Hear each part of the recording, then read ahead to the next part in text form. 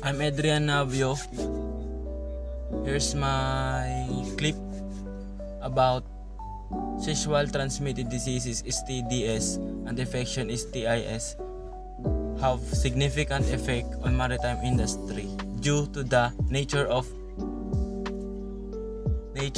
seafaring, which involve prolonged insulation, close quarters, and limited access to medical care. Here are the key impacts. Number 1.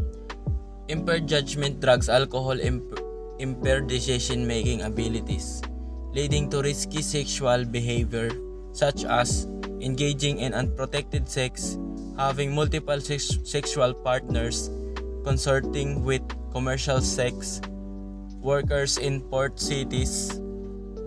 This increased likelihood of contracting STDs such as HIV, syphilis, gonorrhea, and chlamydia. 2. Lowered inhibition.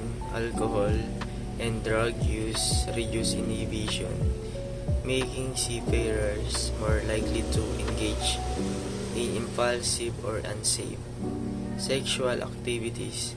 This can also lead to ignoring precautionary measures such as condom use. 3. Reduce awareness.